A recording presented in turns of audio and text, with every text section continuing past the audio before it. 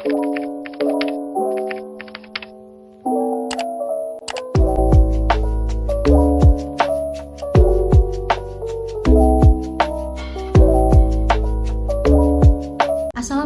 warahmatullahi wabarakatuh. Perkenalkan, nama saya Siti Rahma Aulia dari kelas 12 MIPA E. Pada kesempatan kali ini, saya akan menjelaskan materi tentang ketimpangan sosial.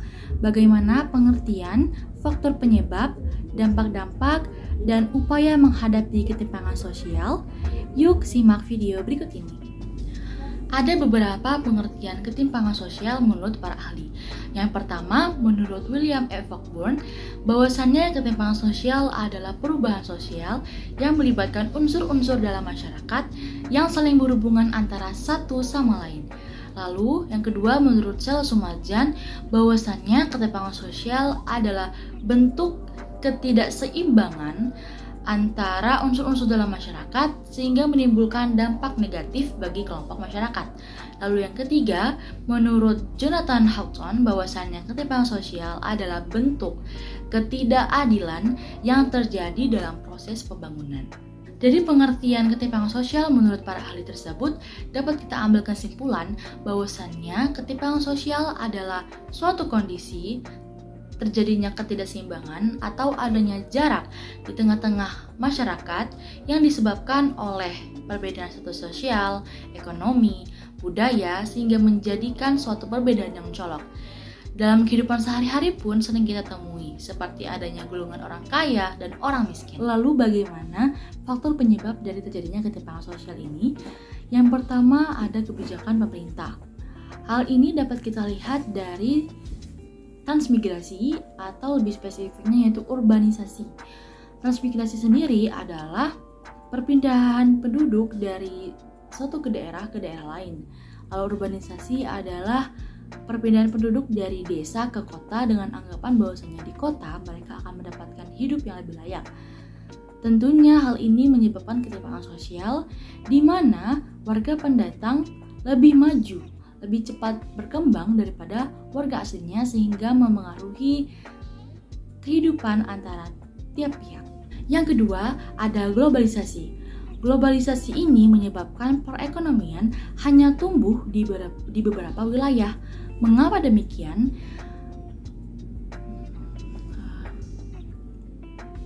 Yang kedua, globalisasi.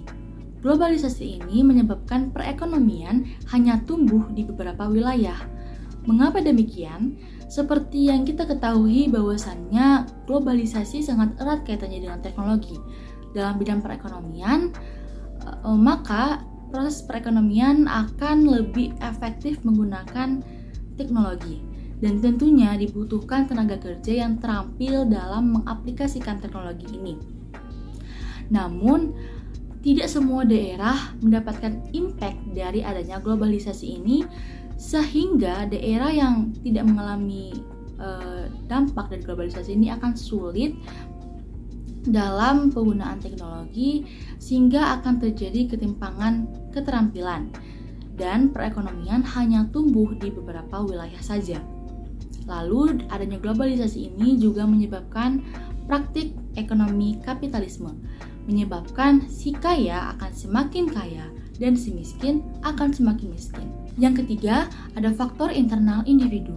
Faktor internal individu ini erat kaitannya dengan kepribadian individu. Kepribadian individu sendiri ada kepribadian positif dan kepribadian negatif. Kepribadian positif seperti pantang menyerah dan berani mengambil resiko. Lalu, kepribadian negatif seperti mudah putus asa dan malas. Kepribadian individu sendiri sangat memengaruhi kemajuan masyarakat, terutama di era globalisasi ini.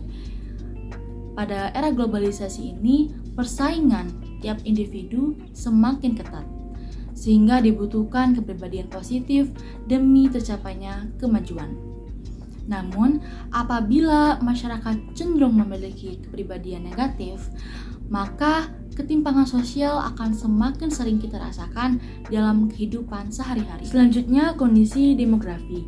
Kondisi demografi ini memiliki relasi terkait masalah kependudukan suatu wilayah dengan wilayah lainnya yang tentunya memiliki perbedaan. Demografi ini meliputi jumlah penduduk dari suatu wilayah. Jika jumlah penduduk lebih padat, maka masalah yang terjadi dalam wilayah tersebut akan lebih kompleks dibanding wilayah dengan penduduk lebih sedikit. Selanjutnya juga demografi ini berkaitan dengan produktif kerja masyarakat dalam satu wilayah.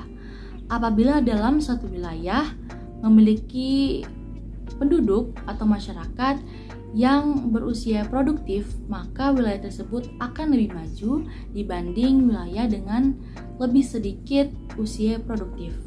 Faktor yang kelima yaitu perbedaan sumber daya alam. Mengapa demikian? Sumber daya alam memiliki banyak manfaat, terutama dalam aktivitas perekonomian suatu wilayah. Adanya sumber daya alam ini akan dimanfaatkan oleh masyarakat setempat guna memajukan suatu wilayah tersebut. Wilayah dengan sumber daya alam yang melimpah akan menjadi suatu wilayah yang makmur. Berbeda dengan suatu wilayah yang minim sumber daya alam, maka akan sulit masyarakatnya untuk memajukan suatu wilayah tersebut. Adanya suatu wilayah yang makmur atau maju dengan tidak ini juga memengaruhi kesejahteraan dan pembangunan di sekitarnya. Faktor yang keenam yaitu letak geografis. Indonesia terdiri atas pulau-pulau dari Sabang hingga Merauke. Kondisi tersebut menyebabkan perbedaan kondisi geografis antar wilayah yang terdiri atas dataran rendah, dataran tinggi, pegunungan, dan pantai. Masyarakat akan terus berproses dan berubah sesuai dengan kondisi geografis daerahnya. Dataran rendah lebih mudah dibangun infrastruktur, lahan pertanian, dan perindustrian dibanding dengan dataran tinggi yang terkendala oleh bentang alam menanjak dan tidak merata. Tentunya, untuk proses pembangunan, dataran tinggi cenderung membutuhkan waktu lebih lama dibanding dengan dataran rendah, sehingga akan terjadi ketimpangan sosial terkait lamanya proses pembangunan antara dataran rendah dan dataran tinggi. 1. Ketimpangan ekonomi antar golongan di masyarakat. Ada beberapa faktor yang menyebabkan ketimpangan ekonomi, seperti ketidakmerataan hasil pembangunan dan menurunnya pendapatan per kapita akibat tingginya pertumbuhan penduduk yang tidak diimbangi dengan peningkatan produktivitas.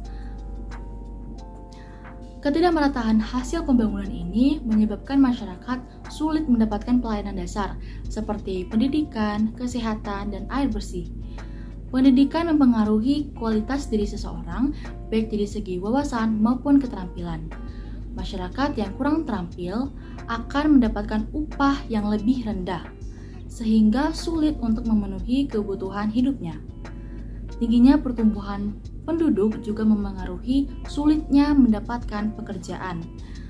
Adanya urbanisasi atau perpindahan dari desa ke kota menyebabkan ketidakmerataan persebaran penduduk, sehingga masyarakat dari desa akan tersingkir karena tidak dapat bersaing dengan masyarakat kota yang lebih terampil.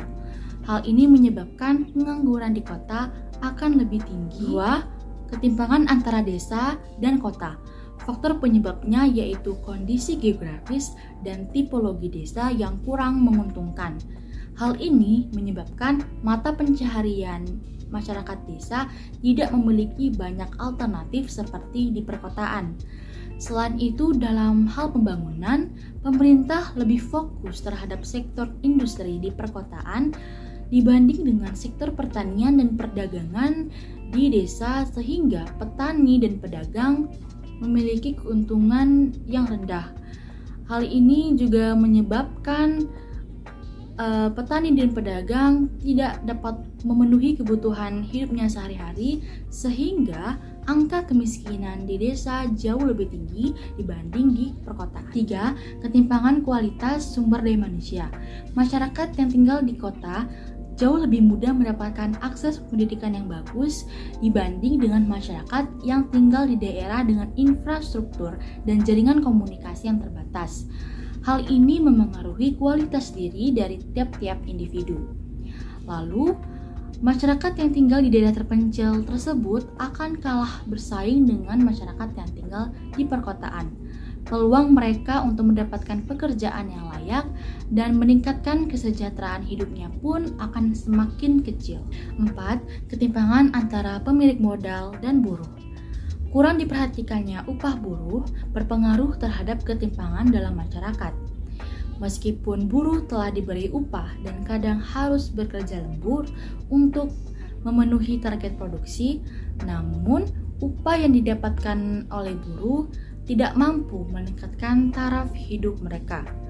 Namun, keuntungan perusahaan yang disebabkan oleh kenaikan permintaan pasar akan menambah kekayaan pemilik perusahaan dan pemegang saham. Hal ini menyebabkan adanya ketimpangan antara pemilik modal dan buruh. Beberapa daerah belum menikmati pemerataan pembangunan, misalnya berupa jalan yang beraspal, sehingga menyebabkan kegiatan ekonomi dan mobilitas warga setempat tidak lancar atau terhambat. Proses pembangunan yang belum merata dan hanya berpusat kepada daerah tertentu disebut dengan ketimpangan pembangunan. Hal ini tampak pada pembangunan di daerah pedesaan dan perkotaan, misal antara Pulau Jawa dan luar Pulau Jawa. Ketimpangan budaya disebabkan oleh masuknya budaya asing ke dalam suatu negara sebagai akibat globalisasi. Akibatnya muncul sikap ketidakpedulian terhadap budaya lokal. Lunturnya kebudayaan lokal juga disebabkan oleh beberapa faktor, seperti keengganan generasi muda untuk mempelajari budaya lokal, kurangnya sosialisasi kebudayaan lokal oleh generasi tua, lalu perasaan gengsi ketika menggunakan hasil budaya lokal. Yang keempat, kurangnya upaya pemerintah dalam melestarikan budaya. Dan yang kelima, minimnya pengetahuan generasi muda terhadap kebudayaan lokal. Dampak-dampak ketimpangan sosial. Yang pertama, diskriminasi sosial. Diskriminasi muncul ketika terdapat pembedaan perlakuan tiap kelas. Biasanya pembedaan ini terletak pada pelayanan, pemberian hak akses, dan lain-lain. Lalu selanjutnya ada kecemburuan sosial. Kecemburuan yaitu kondisi munculnya perasaan kurang senang akibat pembedaan dalam kehidupan bermasyarakat. Lalu yang ketiga, monopoli, yaitu munculnya kelompok subaltern seperti masyarakat miskin atau petani dan kelompok elit seperti pemilik perusahaan. Ada beberapa upaya dalam menghadapi ketimpangan sosial. Yang pertama, toleransi dan saling menghargai. Ketimpangan sosial identik dengan adanya perbedaan sehingga memunculkan beberapa golongan. Maka dari itu, toleransi dan saling menghargai sangat penting diterapkan agar meminimalkan terjadinya konflik. Lalu yang kedua, menumbuhkan empati sosial. Empati dapat kita terapkan ketika terdapat perbedaan dalam kehidupan bermasyarakat. Empati juga sebagai cara menghindari diri dari ketersinggungan antara kelompok satu dengan kelompok lainnya. Lalu yang ketiga, menumbuhkan filantropi sosial atau kemurahan hati. Filantropi sosial ini sebagai cara memperkecil jarak antara si kaya dan si miskin, contohnya kepada pengemis. Itulah tadi penjelasan tentang materi ketimpangan sosial. Semoga apa yang telah saya sampaikan bisa bermanfaat bagi teman-teman yang telah menyaksikan video saya. Saya akhiri, wassalamualaikum warahmatullahi wabarakatuh.